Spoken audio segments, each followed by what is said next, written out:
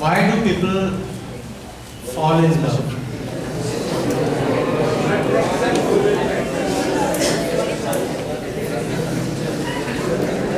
We talked about the child and we said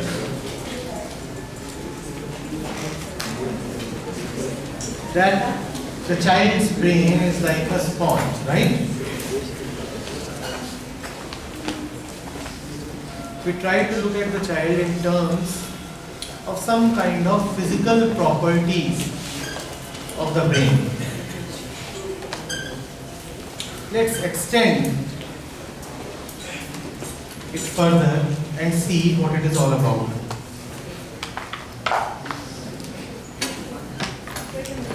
Do people fall in love as we know love and as we know falling in love? Do people fall in love at the age of 6, 7 or 8? They usually don't. What you call as falling in love is something that happens in a particular age, right? Have you ever wondered why does it happen only in a particular age? Yes, It's nothing but the body again. Just as in the case of the child, it is a matter of the physical structure of the brain which is not yet developed. Similarly, in the case of these young people who fall in love, it is again a matter of something related to the body, which is these chemicals that you call as hormones. They get secreted in a particular age, and the effect of those hormones is what you call as love. It's actually as simple, as direct, and as primitive as that, as dead as that. Our love is that. If those hormones are taken away from the body, most of these love cases will disappear, totally disappear. And if there is an excess of the same hormones in body, then you become extremely loving, super loving.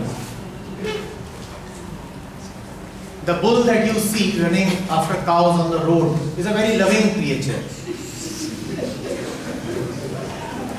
Because in our parlance, love is nothing but the action of the hormones, the arousal of the body because of the effect of the hormones. That's what is also happening to the bull and to the dog and the bitch on the road.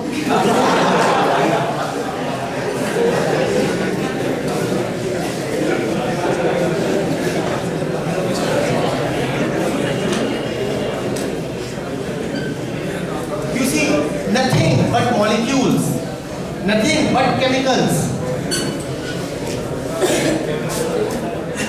If a magnet attracts some iron pieces, does the iron piece have the right to say that I have fallen in love with the magnet? No. The iron piece is not as stupid as human beings. It will not claim that love has happened. It will just know that this is something chemical, something extremely mechanical, a physical property of my body. So the iron gets attracted to the magnet. But when the same thing happens to you, you start throwing all kinds of tantrums and you go into a fit and you claim to the entire world that I have fallen in love. What fallen in love? One injection of hormones and all this love will disappear. A simple surgery and you will become incapable of love for all your life.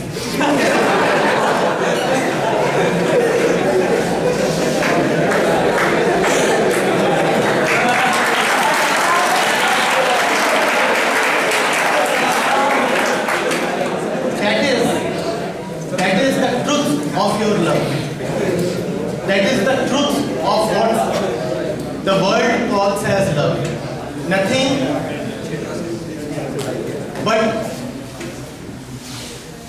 a sexual arousal coming from chemicals, normal chemicals, nothing else, chemicals. Do you know what? Even the law takes the marriage to be consummated only after sex has taken place. That is the truth of your love and of your marriage, sex. If there is no sex in the marriage, even the law accepts that this is not a marriage at all. So that is at the foundation, the bedrock of everything, and the law knows that. The law knows that. In fact, if you don't have sex, that is an appropriate ground for divorce. Your wife can claim divorce if you don't have sex for a few months.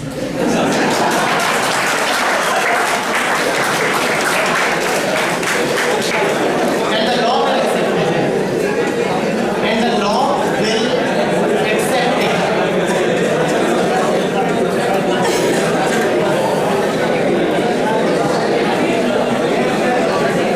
You see,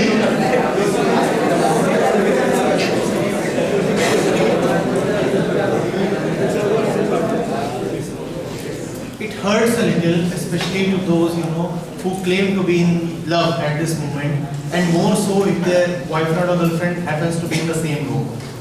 So it will hurt deeply that is this what our great love all about? Is this the reality of our divine transcendental love? A few chemicals? Yes, a few chemicals. Nothing more than that. The effect of the chemicals. Those chemicals are effective upon human beings, upon animals, upon everybody. That is our love. Then the question arises that is there another love? Is there another love? Yes, there is another love. There is another love that is not body driven, not chemical driven, not possessive and jealous, not person specific, not dependent,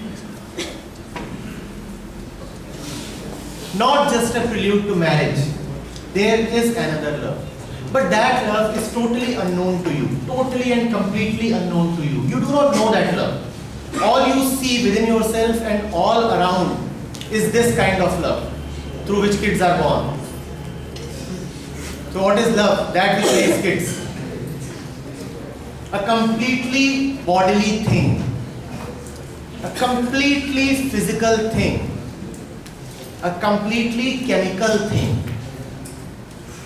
So when you see these two people again, that Valentine's Day, going hand in hand walking, just know that two chemicals are walking together.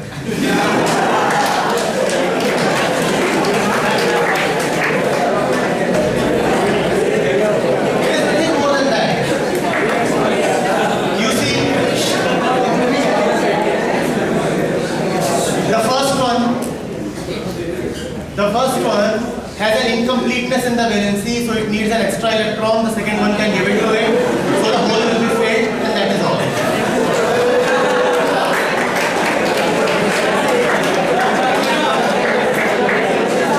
That is all. You are lonely, I am lonely, so we share our loneliness.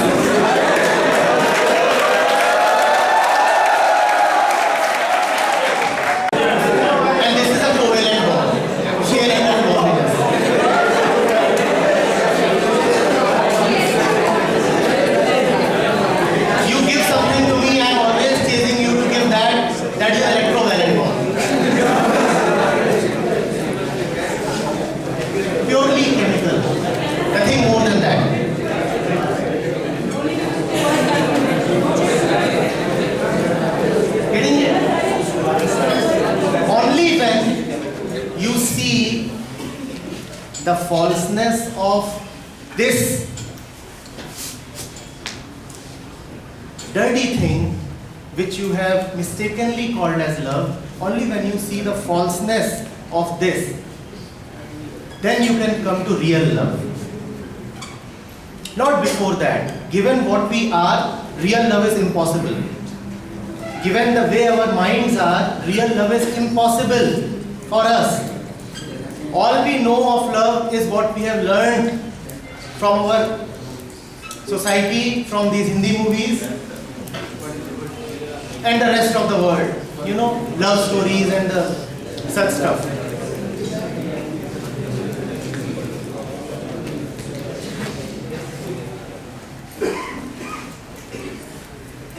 Real love, right now to you, can be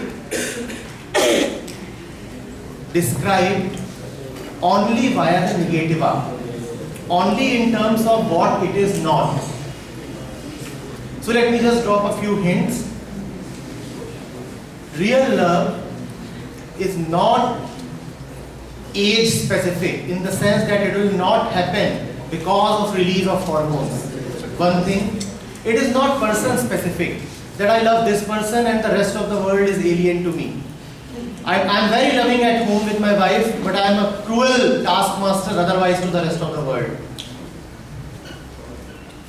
It is not possessive. It is not dependent. It does not miss in the sense that it does not feel a certain loneliness. And hence it cannot be violent. It cannot be jealous. Most importantly, it is not person specific. It is not at all person specific. You are loving. You are love. You don't love. You don't love. You are love. And that is real love. I am a loving individual. But that will sound very strange to you. Very, very strange. You have not come across this. All you know is that chemical thing. Right? But you have the time and this is the opportunity to explore what really can be real love. That will really make life worth living. Right? Yes.